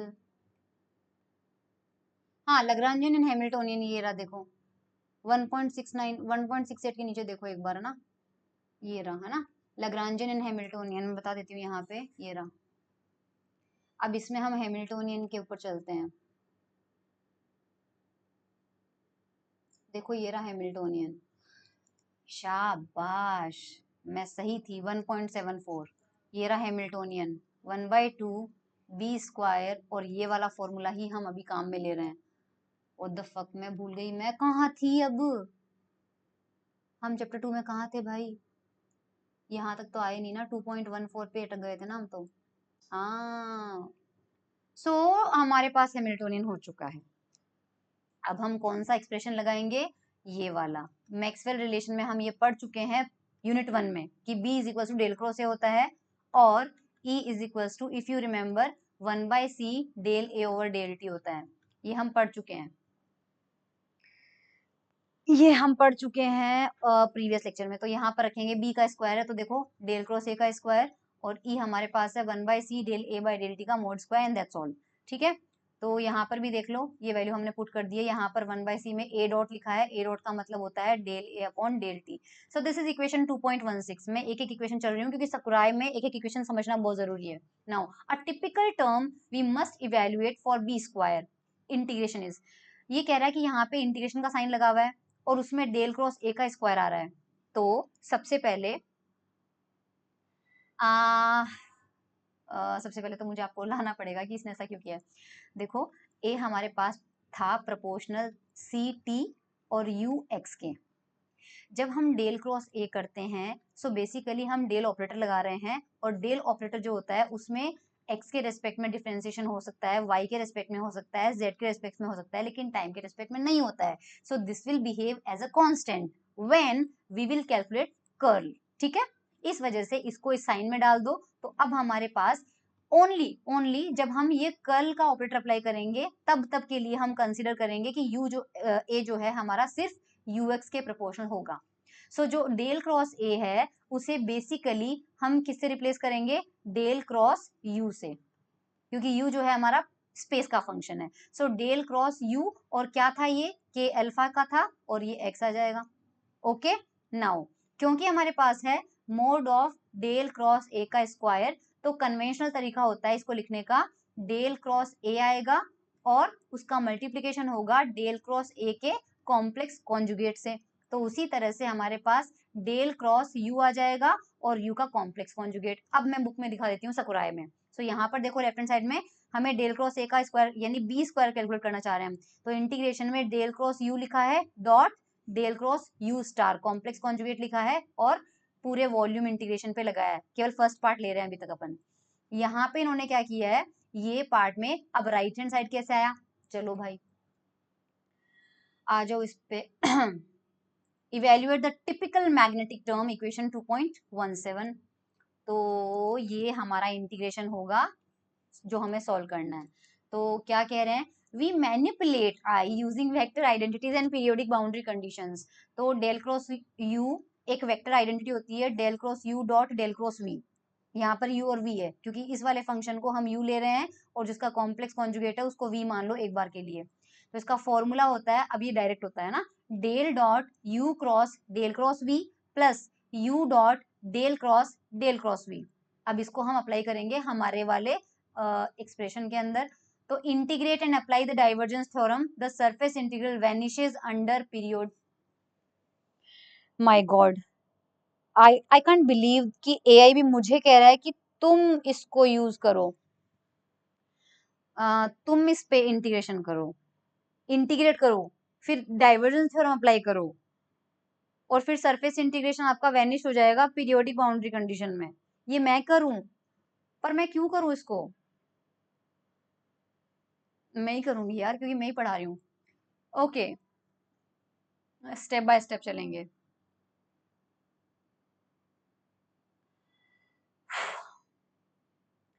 use the vector identity del cross u. यार यहाँ पे देखो a cross b cross c ये लगेगा, यहाँ पर भी a cross b cross c लगेगा, और मैं सबसे पहले वो लगाऊं उसका फॉर्मूला, हालांकि यहाँ पर मुझे दे रखा है del del dot u minus del u for our transverse mode. Transfer mode होने की वजह से डेल डॉट यू जो आएगा वो 0 आएगा। हाँ चलो ट्रांसफर मोड के लिए डेल डॉट यू 0 होता है क्योंकि वेव जिस डायरेक्शन में प्रोपेगेट हो रही है हमारे मोड्स उसके परपेंडिकुलर है, तो ये बात तो समझ में आती है मुझे। तो डेल क्रॉस यू हमारा माइनस का डेल्टा यू हो जाएगा। And for plane wave, okay okay okay guys, I am really very sorry but मैं ये नहीं कर सकती, मतलब मैं ये कर सकती हूँ बट मेरा बिल्कुल मन नहीं है क्योंकि ये लेक्चर बहुत लंबा चला जाएगा। इसको इंटीग्रेट करना और वो इंटीग्रेशन बाय पार्ट करना पड़ेगा, उसमें गॉस डाइवर्जेंस थ्योरम लगानी पड़ेगी। आई अंडरस्टैंड कि सरफेस इंटीग्रेशन में बाउंड्री कंडीशन आएगी और वो 0 हो जाएगा, लेकिन मैं नहीं कर सकती। What I suggest, click the picture, upload on chat GPT, ask कि ये डेरिवेशन करके दो, वो करके दे देगा जैसे उसने मुझे ये सब करके दिया है। सो इसको आप सॉल्व कर लेना।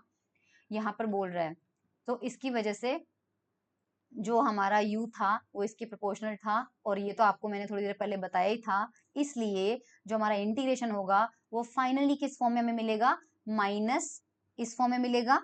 एंड यहाँ पर हम डेल स्क्वायर यू स्टार, क्योंकि u में हमारे पास में क्या था, माइनस का आई के था, तो उसका स्क्वायर बाहर आ जाएगा और u अंदर चला जाएगा। अगेन माइनस माइनस प्लस है पर आयोटा का स्क्वायर है, सो माइनस का के स्क्वायर u बनेगा। एक माइनस आपके पास ऑलरेडी यहाँ पे है, एक इसके अंदर से माइनस आएगा, ये दोनों कैंसिल आउट होके प्लस हो जाएगा, प्लस का के स्क्वायर बाहर आ जाएगा और आपको ये मिल जाएगा। अब हम ऑर्थोगोनलिटी कंडीशन यूज करेंगे। हम जानते हैं कि u और u स्टार दोनों के अंदर जब हम इसको देखते हैं तो हमने इफ यू रिमेंबर थोड़ी देर पहले एक चीज पढ़ी थी कि 1/v integration d3x u star k alpha x और u अल्फा के x, ये हमें मिला था। सिर्फ इस इंटीग्रेशन की वैल्यू हमें v मिली थी व्हेन वही k is equals to k prime था और alpha is equals to alpha prime था। तो अगर मेरे पास और वो v कैंसिल आउट हो रहा था 1/v से, है ना। तो अगर मेरे पास ये नहीं है, इस बार ये नहीं है, मेरे पास सिर्फ इतना है, तो इसको सोल्व करेंगे तो आंसर कितना आएगा, केवल हमारे पास में यहाँ पर इसकी वैल्यू कितनी आ रही थी, 1 आ रही थी। तो अगर इस इंटीग्रेशन की वैल्यू लेनी है तो v को राइट साइड में ले जाना पड़ेगा, तो हमें v से मल्टीप्लाई करना पड़ेगा, तो यहाँ पर v से मल्टीप्लाई किया हुआ है। सो देखो इस बार हमारे पास में क्या आएगा, एक तो हमारे पास में, क्योंकि यहाँ पर ये सॉरी ये वाला था ना, ये डेल क्रॉनिकर डेल्टा आ जाएगा क्योंकि 1 और 0 पे, लेकिन साथ में v मल्टीप्लाई होगा। v मल्टीप्लाई क्यों हो रहा है, क्योंकि जब इक्वेशन 2.10 किए थे उस टाइम पे यहाँ पे 1/v था, but now we don't have 1/v here, that is why हमको v राइट हैंड साइड में लिखना पड़ेगा, है ना। ये समझ में आ गया। देयरफॉर हमारे पास जो इंटीग्रेशन है डेल क्रॉस u और डेल क्रॉस u जो है उसका आंसर क्या आ जाएगा, जो इंटीग्रेशन आ रहा है हमारे पास में, मुझे इरेज करना पड़ेगा इसको एक बार, अभी मुझे करने नहीं देगा, तो मैंने वापस इसको ओपन कर लिया है। हाँ, अब यहाँ पर देखो पॉइंट नंबर 3 में लेफ्ट हैंड साइड में हमारे पास ये था और राइट हैंड साइड में इसकी वैल्यू आ रही थी के स्क्वायर एंड दिस इंटीग्रेशन, और इस इंटीग्रेशन की वैल्यू हमारे पास क्या आ रही है, दिस टर्म।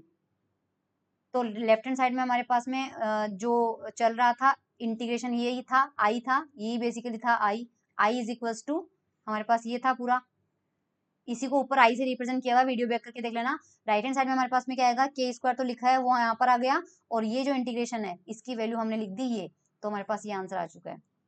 ठीक है, अब ये कह रहा है कि के स्क्वायर को रिप्लेस करो ओमेगा बाई सी के स्क्वायर से। सो हमारे पास जो आई है, ये रहा आई, वो के स्क्वायर की जगह आ जाएगा ओमेगा बाई सी स्क्वायर, और ये आ चुका है। ये बोल रहा है कि 2.17 इक्वेशन आपकी ये है, तो देख लेते हैं 2.17। ये देखो 2.17 आ चुका है, जो इसमें 3 लाइन में खत्म कर दिया वो कितना लेंदी था। ठीक है, सो हमारे पास ये रिजल्ट आ चुका है नाउ। हाँ, बड़ा एहसान कर रहे हैं सकुराई साहब हम पे यू बोल के कि where we have use the periodic boundary condition and the identity, कुछ नहीं लिख रहा है, del cross del dot minus del square, similarly for the e square integration it is useful to evaluate first. अब भाई सिमिलरली ई स्क्वायर का integration evaluate किया है, वो मैं ना तो यही से बताऊंगी, आप भी सिमिलरली करके लिख देना। इसी तरह से जब करेंगे, सो ये जो आंसर आपको मिला है ना, same to same e square में ये टर्म आपके पास आएगा सी के अंदर, यहाँ पे क्योंकि सी जो था वो टी का फंक्शन था, तो देखो सी भी आ रहा है, सी स्टार भी आ रहा है, और डेल क्रॉनिकर डेल्टा भी आ रहा है, और वी तो आएगा ही आएगा, और ओमेगा बाई सी भी आएगा। ये हमने सिमिलैरिटी से कर दिया है। 2.18 भी हम डन हो गए। अब हमारे पास में क्या है, खत्म कब होगा? Now using this relation we obtain, तो एच हमारे पास क्या मिल रहा था? एच का एक्सप्रेशन हमारे पास था 1/2 एच क्या था? सॉरी, हाँ मुझे वापस जाना पड़ेगा। एच क्या था? मुझे वैल्यू पुट करनी है इसमें। हम ये कैलकुलेट कर, यहाँ पर हम कैलकुलेट कर चुके हैं 1/2 integration mod of b square plus e square and d3x, इसकी वैल्यू हम कैलकुलेट कर चुके हैं। अब ये 1/2 का फैक्टर है, बट आप ध्यान से देखेंगे तो बी स्क्वायर का आंसर और ई स्क्वायर का आंसर जब वैल्यू यहाँ पर पुट करेंगे तो हमें क्या मिल जाएगा? हमें ये मिल जाएगा। हमें ये क्यों मिलेगा भाई? बाकी सारे के सारे टर्म कहाँ गए? ओ माय गॉड, बाकी सारे टर्म कहाँ गए? सिमिलर इवेल्युएशन हो चुका है यहाँ पे। हाँ ये देख लो थोड़ा सा 2.18 में आपको समझ में आ जाएगा ये कैसे किया है, इसलिए पोज कर रही हूँ। अब ये भाई ये भी इन्होंने वैल्यू पुट कर दी। ठीक है कोई बात नहीं, हमें क्या फर्क पड़ रहा है? देखो ध्यान से समझना ना, हमारे पास दोनों जगह से ये वैल्यू मिल रही है हमें, ओमेगा बाय सी का स्क्वायर वी, ये तो दोनों जगह से मिल रही है हमें, del k prime del alpha alpha prime. तो मान लो k is equals to k prime है और alpha is equals to alpha prime है, क्योंकि ओनली इन दैट केस ये टर्म सरवाइव करेगा। ठीक है, तो इसकी वैल्यू भी 1 हो जाती है, इसकी वैल्यू भी आपके पास 1 हो जाती है। सो ये तो समझ में आ गया कि 2.18 से हमें मिलेगा ओमेगा बाय सी का स्क्वायर और वी मिलेगा। ओके, और इसके बाद हमारे पास में सिमिलरली ये चीज हमारे पास में ऊपर भी जाएगी। बी स्क्वायर वाला टर्म देखते हैं, आ जाओ बी स्क्वायर वाला टर्म देखते हैं। ये देखो 2.17 ये बी स्क्वायर में आ रहा है, इसमें भी हमें यही मिल रहा है, ये बी स्क्वायर का था। ओके, और वो ई स्क्वायर का है, तो ट्वाइस हो गया हमारे पास में। तो यहाँ पर हमारे पास में ये समझ में आ रहा होगा twice of omega by c square, और हमारे पास में यहाँ पे 2 का फैक्टर क्यों आया है? क्योंकि वो बोल रहा है कि मैग्नेटिक और इलेक्ट्रिक फील्ड जो है वो दोनों कंट्रीब्यूट करें। The factor 2 arises because both the magnetic and electric energy contribute the same amount, वो तो हमारे पास आ ही रहा है। And the factor 1/v from the 1/√v normalization cancels with the v coming from the orthogonalities, leaving the simple sum above। ये देखो हमारे पास में आपको कंफ्यूजन हो रहा होगा कि सी वाला पार्ट कहाँ से आया। मैं बताऊं आपको सी वाला पार्ट कहाँ से आया? तो जब आप कैलकुलेशन कर रहे थे, आप क्या मतलब जब मैं कर रही थी तो आपको ध्यान होगा ये सारी चीजें जो सारा तामझाम था उसमें हमारे पास ए यूज हो रहा था। हमने बोला कि ए जो था वो सी और यू का प्रोडक्ट था। इस सी को ये जो सी था वो टी का फंक्शन था और यू जो था वो एक्स का फंक्शन था। इस पे हमने लगाए थे टाइम के डेरिवेटिव, इस पे हमने लगाए थे डेल ऑपरेटर के डेरिवेटिव। इसलिए जब वापस मैं आपको दिखा देती हूँ कि हमने ये कहाँ पे यूज किया था। जब इसको कैलकुलेट किया हमने, आप देखो एक बार, ये देखो यहाँ पर देखो, ये हम डेल क्रॉस यू कर रहे हैं। हमें यू नहीं करना था, हमें यहाँ पे क्या करना था? ए करना था, लेकिन हम यू में लिखे चल रहे। इसका मतलब हमने ये कहा था सी जो था टी, मैंने लिखा भी है शायद कि सी टी जो है वो एक कांस्टेंट की तरह बिहेव कर रहा है, जिसे हम बाद में लगा लेंगे। मैं बता देती हूँ आपको। हाँ ये देखो, ये मैंने आपको लिखा था ना, ये सी टी जो है ये कांस्टेंट की तरह बिहेव करेगा, इसको इसमें डाल देते हैं अभी के लिए। तो जो डेल क्रॉस ए आ रहा था वो हमारे पास डेल क्रॉस ए किस में कन्वर्ट हो जाएगा? डेल क्रॉस यू में कन्वर्ट हो जाएगा। इसलिए अब हमें सी लगाना पड़ेगा। अब जब रिजल्ट आ गया, देखो यहाँ पे भी, इसका मतलब साथ साथ में चल रहा है हमारा जो सी था, इसलिए हम सी जो है वो लास्ट में लगाएंगे। तो ठीक है, इसलिए आपको समझ में आ रहा होगा 2.19 कैसे आया। ये जो सी और सी स्टार है, अब देखो के प्राइम हट चुका है और अल्फा प्राइम भी हट चुका है, और हमारे पास केवल के अल्फा रह गया और यहाँ पर भी के अल्फा रह गया। क्यों? क्योंकि डेल्टा के और के प्राइम और डेल्टा अल्फा और अल्फा प्राइम में जब ये दोनों इक्वल होंगे, और जब ये दोनों इक्वल होंगे वही टर्म सर्वाइव करेगी, बाकी नहीं करेगी। इसलिए ये फंक्शन 1 हो चुके हैं। सो एच आपके पास आ चुका है। नाउ फूरियर जो सी के पास कंडीशन होती है वो हमारे पास होती है ये कह रहा है कि सी डबल डॉट जो है वो हमारे पास माइनस का ओमेगा स्क्वायर सी के बराबर होता है। ये रिलेशन हमने थोड़ी देर पहले निकाला था, ये हमने यहाँ पर निकाला था, मैंने डेरिवेशन किया था। देखो मैं बता देती हूँ आपके पास, ये रहा है ना, ये रहा यहाँ पे, दूसरे कलर से बता देती हूँ। ये देखो ये वाला, इसको हमने बोल दिया था ओमेगा, तो यहाँ से क्या मिल रहा है, c double dot plus omega square c equal to 0 implies c double dot is equals to minus omega square c, और यही लिखा हुआ है बुक में। इक्वेशन 2.20 समझ में आ गई होगी आपको, ठीक है। This reminds us of an expression for the energy in a collection of independent and uncoupled harmonic oscillator। हाँ ठीक है, हाँ समझ में आ रहा है। To make the analogy more vivid, we define। अब हम क्या करेंगे, नए वेरिएबल डिफाइन करते हैं, capital Q and capital P। हमें यहाँ पे स्मॉल c और उसका कॉम्प्लेक्स कॉन्जुगेट C स्टार, जो कि K और अल्फा के टर्म में है, मतलब K अल्फा के लिए है, इन दोनों का कॉम्बिनेशन बनाते हैं, एक इनका एडिशन करके, एक इनका माइनस करके, और डिफाइन करते हैं दो नए वेरिएबल। और वो दो नए वेरिएबल 2.21 फॉर्म में ही क्यों लिए हैं, ये थोड़ी देर बाद आपको समझ में आ जाएगा। अगर हम कैपिटल Q डिफाइन करते हैं 1/c c प्लस सी स्टार, जहां पर ये c जो ध्यान रखना 1/c लाइट की स्पीड है, जबकि ये वाला c हमारा फंक्शन है, टाइम का फंक्शन है। कैपिटल P जो है वो minus iota omega upon C और C माइनस C स्टार। अगर ये Q और P रखते हैं तो हमारा हैमिल्टोनियन क्या होगा, हैमिल्टोनियन हमारे पास था summation K alpha twice of omega by C का स्क्वायर।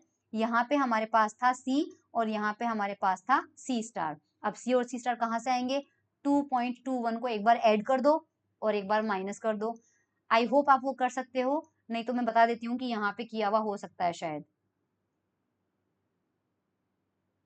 ये हमने कर लिया, देखो Q और P हमने ले लिया, इसको सॉल्व किया। भाई ये भी आपसे ये बोल रहा है कि इसको सॉल्व कर लो, add and subtract 2.21, add and subtract 2.21। और सही भी है यार, सही भी है, क्योंकि कैपिटल मैं एक कर देती हूँ ना, कैपिटल Q हमने क्या माना था, ये था, और इसको ऐड करते हैं एक बार, है ना। जब इसको ऐड करेंगे तो हमारे पास C स्टार वाला टर्म कैंसिल आउट हो जाएगा, प्लस और माइनस में है, और ये वाला टर्म हमारे पास में ऐड हो जाएगा।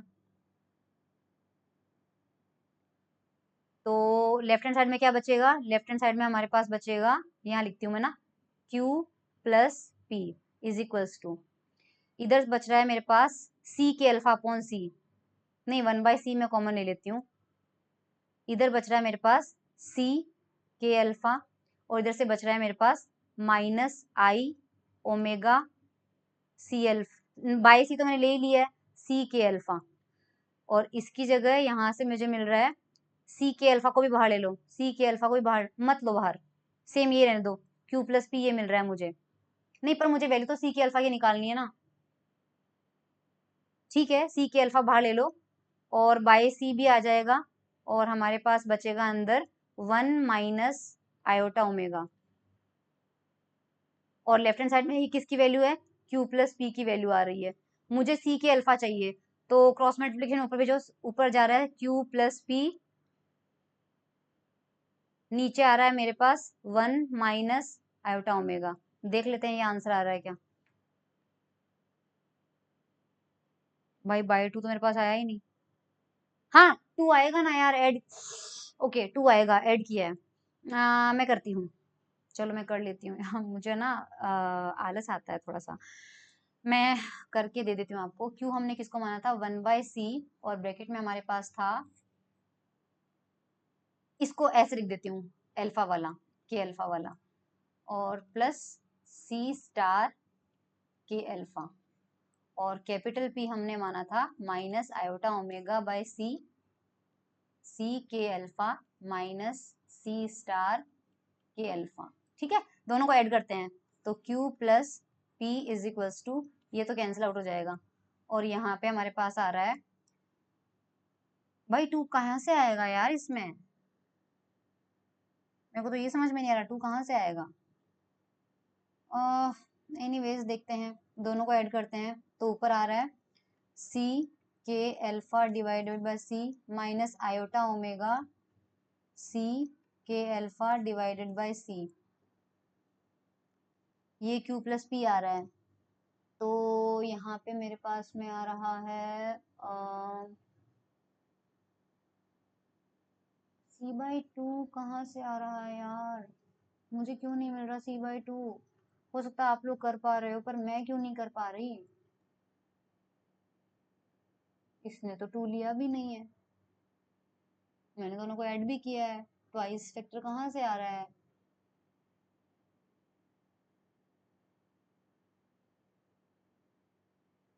इसने c निकाला है और c मेरा ये आएगा। देखते हैं, चलो q प्लस p में आएगा क्या, करते हैं कुछ प्रबंध। इसमें c के अल्फा कॉमन ले लेती हूँ मैं, तो मुझे मिल जाएगा यहाँ पे c भी ले लो, 1 माइनस आयोटा ओमेगा। ठीक है, अब c के अल्फा की वैल्यू चाहिए अपन को, तो ये c उधर चला जाएगा, c q plus p divided by 1 minus iota omega is equals to c k alpha. ये वैल्यू आ रही है, और c के अल्फा को ये q प्लस p में अलग अलग लिख रहा है। ठीक है, हम भी अलग अलग कर लेते हैं, c तो बाहर ले रहा होगा। ओ आई गॉट इट। इसमें हम क्या करेंगे, ऊपर नीचे मल्टीप्लाई करते हैं। ओके आई गॉट इट, मुझे मेरी मिस्टेक समझ में आ गई, आई एम रियली सॉरी, मैंने आपका इतना टाइम वेस्ट किया। आपको तो पहले से ही आ गई होगी। हमारे पास q की वैल्यू जो थी वो थी 1/c, और यहाँ पे था देखो c k alpha plus c k alpha star. Okay, दोनों सी में मुझे कंफ्यूजन ना हो इसलिए मैंने इसको a मान लिया है एक बार के लिए, और इसको मैंने a स्टार मान लिया है, और जो हमें q और p की वैल्यू गिवन है वो अब इस एक्सप्रेशन में आ जाएगा। सो ये जो q लिखा हुआ है यहाँ पे वो इस फॉर्म में आ जाएगा। सिमिलरली जो p है वो वीडियो बैक करके देखना, इस फॉर्म में आ जाएगा, नहीं तो मैं आपको यहाँ दिखा देती हूँ, ये देख लीजिए।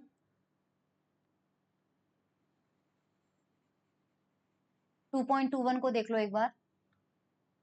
2.21 में suppose this is a star, again this is a and this is a star, ताकि मुझे नोटेशन ना लिखना पड़े और मैं कंफ्यूज ना हूं। तो ये q और p हमारे पास है। यहाँ से क्या करेंगे अपन, a प्लस a स्टार की वैल्यू निकालेंगे, तो ये इधर क्रॉस मल्टीप्लीकेशन हो जाएगा और हमें इक्वेशन 1 मिल जाएगी। यहाँ से a माइनस a स्टार निकालना है, तो इसको क्रॉस मल्टीप्लीकेशन किया, ये ऊपर चला जाएगा, आयोटा उधर माइनस आयोटा तो प्लस का आयोटा हो जाएगा, और ओमेगा नीचे आ जाएगा। सो इक्वेशन 1 और 2 आपके पास मिल जाएगी। ठीक है, अब हम क्या करेंगे, 1+2 करेंगे, तो नाउ a स्टार से a स्टार कैंसिल आउट, जो मैं पहले कर रही थी कोफिशिएंट के साथ कर रही थी, क्योंकि मेरा दिमाग काम नहीं कर रहा था। अब हम कोफिशिएंट के बिना कर, मतलब कोफिशिएंट उधर ले लिए ना, तो अब कैंसिल आउट हो जाएगा। सो 2a आ जाएगा इधर से, तो दिस a प्लस a, और ये दोनों ऐड हो जाएंगे, ये दोनों ऐड होके हमारे पास ये एक्सप्रेशन आ गया। और यहाँ पर आप देखो, यहाँ पर भी c है, यहाँ पर भी c है, दोनों में से कॉमन आ गया c, और ये जो 2 है ये नीचे आ जाएगा क्रॉस मल्टीप्लीकेशन से, तो यहाँ आ जाएगा, यहाँ बचेगा q plus iota p upon omega. ठीक है, सिमिलरली 1-2 आप करके देख लेना, 1-2 से आपको ये मिल जाएगा, इसमें से भी c/2 कॉमन ले लोगे तो आपके पास आ जाएगा। अब वापस a देखो, a हमें ये मिला था, नीचे जो ओमेगा है उसका एलसीएम लो, एलसीएम लेंगे तो ये q से मल्टीप्लाई हो जाएगा और आयोटा p आ जाएगा, तो q omega plus iota p और अपॉन 2 ओमेगा हो जाएगा। इसी तरह से जो a स्टार है हमारे पास में, वो हमारे पास ये आ जाएगा। अब ये जो a की जगह ये बेसिकली c के अल्फा की वैल्यू है, और ये जो हमारे पास वैल्यू है ये c स्टार के अल्फा की वैल्यू है, जो हैमिल्टोनियन के एक्सप्रेशन में रख देते हैं अपन। तो यहाँ पर पुट कर दी गई है, देखो ये यहाँ पे रख दी गई है, ये हमारे पास एक्सप्रेशन था करेक्ट, यहाँ पर हमारे पास c था, यहाँ पर हमारे पास c स्टार था, वैल्यू पुट कर दी है। अब जो नीचे हमारे पास देखो, इस 2 से ये एक 2 तो कैंसिल आउट हो जाएगा, तो रिमेनिंग क्या बचा नीचे हमारे पास, एक तो यहाँ का 2 फैक्टर है, तो ये 2 फैक्टर देखो यहाँ लिखा हुआ है, तो ये 1/2 आ गया। ओके, ऑल्सो हमारे पास यहाँ पे इस c को और इस c को मल्टीप्लाई करेंगे तो c स्क्वायर आ जाएगा, और वो इस वाले c से कैंसिल आउट हो जाएगा, ये भी ठीक है। ऊपर हमारे पास नीचे देखो, यहाँ पर ओमेगा और ओमेगा का 2 का स्क्वायर है, ये इस ओमेगा से कैंसिल आउट हो जाएगा, ये भी कैंसिल हो चुका है। अब हमारे पास बचेगा क्या, यहाँ पर ध्यान से देखें, सो दिस इज हमारे पास में omega q minus iota p, और मल्टीप्लीकेशन में है omega q plus iota p. So x plus iota y और x माइनस आयोटा वाई को जब मल्टीप्लाई करते हैं तो मिलता है x square plus y square. So x square में मतलब क्या मिलेगा हमें, ओमेगा स्क्वायर क्यू स्क्वायर, और y स्क्वायर में क्या मिलेगा, p स्क्वायर, और यही यहाँ पे लिखा हुआ है। सो 2.22 इक्वेशन हमारे पास क्लियर है। ये हमारे पास हैमिल्टोनियन डेंसिटी आ चुकी है। Now the p and q are now seen to be canonical variables. क्यों कह रहा है ये कि अगर आपके पास h ये आता है, तो अगर हम ये कैलकुलेट करते हैं, इस h का q के रेस्पेक्ट में डिफरेंशिएशन करते हैं, तो क्या मिलेगा, चेक कर लेते हैं। सो हमारे पास, मैं लिख लेती हूँ p स्क्वायर प्लस ओमेगा, हमें h मिला है समेशन 1/2 मैं इस बार गलती ना कर दूं, p square plus omega square q square, ठीक है। So del h upon del q निकालते हैं। सो समेशन अभी नहीं लिख रही हूँ मैं। क्या मिलेगा मेरे पास में, पी का तो जीरो हो जाए, सॉरी इसका तो जीरो हो जाएगा, क्यू के रिस्पेक्ट में हो जाएगा, इसका हो जाएगा क्यू के रिस्पेक्ट में omega square as it is आएगा, और क्या मिल जाएगा हमें 2q, क्या मिल जाएगा क्यू के रिस्पेक्ट में 2q। सो ये हमें मिल रहा है 2 ओमेगा स्क्वायर क्यू, ये हमें मिल रहा है। और ये बेसिकली क्या था, माइनस का पी डॉट, माइनस का पी डॉट रियल में, तो हमें पी निकालना पड़ेगा और पी का डॉट करना पड़ेगा कि हमें ये मिल रहा है या नहीं मिल रहा। देखते हैं, हमारे पास ए वाले में कर रखा है तो मुझे नहीं करना पड़ेगा फिर। ये तो हमारे पास आ ही गया, एच भी हमारे पास हो गया, canonical relation if you compute the, भाई ये भी बोल रहा है कि कंप्यूट करो। हाँ, तो हमारे पास पी डॉट की वैल्यू जो आ रही है वो माइनस ओमेगा स्क्वायर क्यू आ रही है। ये मैं बता देती हूँ कहाँ से मिलेगी। देखो इसका क्या मतलब है, कैपिटल P और कैपिटल Q जो है वो कैनोनिकल वेरिएबल होते हैं। कैसे प्रूव करेंगे, तो हैमिल्टन की इक्वेशन आपने क्लासिकल मैकेनिक्स में सेमेस्टर 1 में पढ़ी है। हैमिल्टन इक्वेशन हमारे पास होती थी, अगर वो कैपिटल ये Q और P अगर कैनोनिकल वेरिएबल हैं तो इनमें आपस में रिलेशन होता था हैमिल्टन इक्वेशन से। हैमिल्टन इक्वेशन आपने पढ़ी होगी, तो ये देखो ये होती थी, del h by del q जो होता था वो माइनस का पी डॉट होता था, और डेल एच और डेल पी जो होता था वो प्लस का क्यू डॉट होता था। अगर हम हमारे एक्सप्रेशन में हैमिल्टन इक्वेशन अप्लाई करें तो हमें क्या मिलेगा, so del h upon del q, मैंने अभी अभी आपको बताया था क्या हुआ था, del h upon del q, देखो क्या मिला था हमें, ये रहा, यहाँ से एच ये था, डेल एच का क्यू के रिस्पेक्ट में डिफरेंशिएशन करेंगे तो कितना मिल रहा है, 2 ओमेगा स्क्वायर क्यू, और हैमिल्टन इक्वेशन से ये वैल्यू किसके इक्वल होती है, माइनस का पी डॉट। अब ये दोनों इक्वेशन को, यानी कि पी डॉट माइनस का किसके इक्वल आ रहा है, 2 ओमेगा स्क्वायर क्यू, और ये मैं आपको शो करती हूँ यहाँ पे, देखो। सो हमारे पास क्या मिल रहा है, पी डॉट जो है इसको हमने कैलकुलेट किया, इसका आंसर आया 2 ओमेगा स्क्वायर क्यू आया था। तो 2 omega square Q which is here, 2 आया था क्या, 2 नहीं आएगा क्योंकि सॉरी हैमिल्टोनियन में एक 1 आगे था, मैं वो भूल गई, सॉरी। एच हमारे पास में था 1/2 summation p square plus omega square q square. So del h upon del q हमें मिलेगा, ये 1/2 यहाँ पे रहेगा, और इसका हमें मिलेगा 2 ओमेगा स्क्वायर क्यू, और हमें यहाँ से 2 से 2 कैंसिल आउट होके ओमेगा स्क्वायर क्यू मिल जाएगा। हैमिल्टन इक्वेशन से हम जानते हैं del h upon del q जो होता है वो माइनस का पी डॉट के इक्वल आता है, और हमारे हिसाब से वो होना चाहिए ओमेगा स्क्वायर क्यू के इक्वल आना चाहिए। और इस दोनों से रिलेशन को जब साथ में लिखेंगे तो इट मीन्स पी डॉट जो है वो माइनस ओमेगा स्क्वायर क्यू के इक्वल आएगा। और अगर हम इसको कंपेयर करें, इसको अगर अपन सिमिलरली दूसरी इक्वेशन भी मिल जाएगी, पर अभी इस पे चलते हैं क्यों ये सही है। सो एक इक्वेशन तो हमें ये मिलेगी, सिमिलरली जो दूसरी इक्वेशन है ये आप सोल्व करना। दूसरी इक्वेशन है मतलब पी के रिस्पेक्ट में करोगे तो 2p आ जाएगा, वहां पे 2 से 2 कैंसिल आउट हो जाएगा, सिर्फ p बचेगा, तो क्यू डॉट जो आएगा वो p के इक्वल आ जाएगा। Now so combining these equation we get this. कैसे इक्वेशन हमें कंबाइन मिल रही है, फर्स्ट इक्वेशन को ध्यान से देखो, p dot is equals to, first equation को ध्यान से देखो, ये मिल रहा है पी डॉट, और सेकंड इक्वेशन में हमें क्या मिल रहा है, सेकंड इक्वेशन से रिजल्ट मिल रहा है q dot is equal to p, q dot is equals to P, ये मिल रहा है हमारे पास में। सो अगर इस इक्वेशन में दोनों साइड में मैं डॉट लगाऊं यानी डेरिवेटिव लूं, तो इधर आ जाएगा क्यू डबल डॉट और इधर आ जाएगा पी डॉट। अब ये जो पी डॉट की वैल्यू है which is Q double dot, ये रखेंगे अपन यहाँ पे, तो पी डॉट की जगह अगर मैं वैल्यू रखूं तो मुझे इस इक्वेशन से क्या मिलेगा, लेफ्ट हैंड साइड में q double dot is equal to minus omega square q, और अगर इसको मैं लिखूं तो q double dot plus omega square q is equal to 0, और अगर इसको डेरिवेटिव फॉर्म में लिखो तो d2q upon dt square plus omega square q is equal to 0, जहां पर q जो होता है वो जनरलाइज कोऑर्डिनेट होता है और यूजुअली क्या होता है, डिस्प्लेसमेंट। यूजुअली अगर ये डिस्प्लेसमेंट है तो ये, अगर डिस्प्लेसमेंट है तो ये बिल्कुल आपकी वही इक्वेशन बन गई, सेम ये वाली, और सॉरी x इक्वल टू 0, और हम जानते हैं ये इक्वेशन होती है SHM की, सिंपल हार्मोनिक मोशन या सिंपल हार्मोनिक ऑसिलेटर। इसका मतलब जो हमने P और Q माना था वो सही था, बिल्कुल सही था, और हमारे साथ कंसिस्टेंट भी है। इसलिए देखो यहाँ पर क्या लिखा हुआ है, ये इक्वेशन हमें मिल गई, the harmonic oscillator differential equation which is consistent with the original C coefficient after the linear change of variable. Sakurai में क्या है, hence the radiation field can be regarded as a collection of independent harmonic oscillator। क्योंकि result हमें harmonic oscillator मिला है तो हम ये कह सकते हैं कि जो रेडिएशन फील्ड था वो बेसिकली बहुत सारे हार्मोनिक ऑसिलेटर एक साथ वाइब्रेट कर रहे हैं, उनका कलेक्शन माना जाता है, which is characterized by K and alpha and whose dynamical variable are orthogonal linear combination of the Fourier coefficient. So that's it. हमारी यूनिट का ये टॉपिक जो है Fourier decomposition and radiation oscillator, ये कंप्लीट होता है। Thank you.